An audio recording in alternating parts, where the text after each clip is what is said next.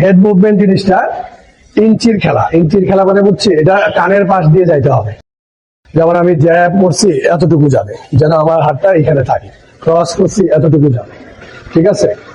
Jab, cross, এই hook hook, ঠিক আছে? ডাক ডাক, ব্যাক স্লিপ। হ্যাঁ, ব্যাক স্লিপের সাথে একটা পাও ইচ্ছা করলে ব্যবহার করা যায়। তো সেক্ষেত্রে এগুলো ইঞ্চির খেলা বলতে বোঝানো হচ্ছে যে খুব বেশি নামা যাবে না। দেখা গেল যে আমি জ্যাব করছি, অনেক নিচে নামছে, হ্যাঁ, আস্তে আস্তে মাইর খেয়ে যাবে অথবা কাউন্টার করতে পারবে না। কথাটা কি বুঝাতে পারছি? এখানে গুরুত্বপূর্ণ একটা ইস্যু আছে, সেটা হচ্ছে যে যেমন আমি ওই পাঞ্চ করতেছে, আমি তো চাইলে সরে যেতে পারি, তাই না? তাহলে তো পাঞ্চটা লাগলো না। তাহলে আমি যে আবার জ্যাব করতেছে, আমি স্লিপ করতেছি, তাই না? এটাও পাঞ্চটাকেই অ্যাভয়েড করলাম, কিন্তু আমি তো অনেক ভিতরে রয়ে গেছি। কেন ভিতরে থাকলাম? আমি তো সরেও যেতে পারতাম, তাই না? একটা পাঞ্চি, কিন্তু আমি ব্যাক স্টেপ দিয়ে সরেও যেতে পারতাম, আবার স্লিপ করে ওই ভিতরেও থাকতে পারতাম। কেন আমি রিস্ক নিয়ে ভিতরে থাকবো? কাউন্টার করার জন্য। এবার আমি যদি আবার অনেক নিচে নামি, তাহলে কাউন্টার করে আসতে তো দেরি হবে। আর কতটুকু দেরি হবে? 1 ঘন্টা সময় লাগবে না? 1 সেকেন্ডের 100 ভাগের 1 ভাগ দেরি হইলেও ফাইটের মধ্যে, বক্সিং ফাইটের মধ্যে অনেক গুরুত্বপূর্ণ। কারণ ওইখানে হচ্ছে হিট অফ দ্য মুভমেন্ট।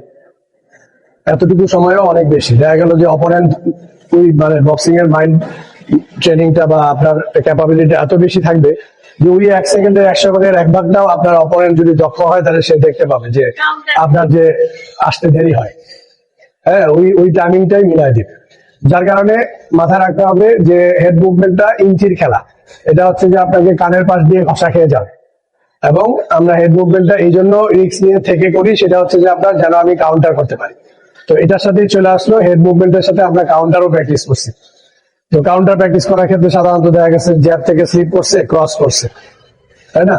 আবার রাইট থেকে স্লিপ করছে, হুক করছে। রোল যেদিকে করবে সেদিক থেকে হুক, রোল যেদিকে করবে সেদিক থেকে হুক। ডাক থেকে 1-2, ডাক থেকে 1-2, ডাক ডাক ডাক 1-2, ঠিক আছে? ব্যাক স্লিপ থেকে ক্রস। আমরা প্রতিটা হেড মুভমেন্টের সাথে একটা নির্দিষ্ট পাঞ্চ দেখাইছি, কিন্তু চাইলে এটা ভেরিয়েশন করা যায় দক্ষতার উপরে। আবার এটার সাথে কম্বিনেশনও করা যায়। দেখা গেল যে ওই জ্যাব থেকে স্লিপ করে ক্রস করছে শুধু, তাই না? এখন তো চাইলে সে আপার কাটও করতে পারে, হুকও করতে পারে।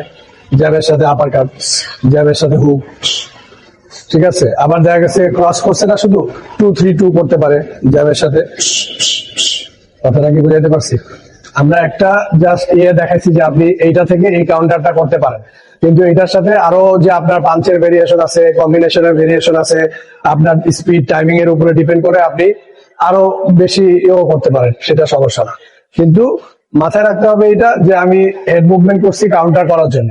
তো সেই ক্ষেত্রে আমার কাউন্টারের অপশন গুলো প্রাইমারিলি এটা। তারপরে আপনার ফাইটের সিচুয়েশন অনুযায়ী আপনি কম বেশি করতে পারবেন, আপনার অপোনেন্টের সাথে আপনার স্পিড ডিফারেন্সের সাথে ডিপেন্ড করে।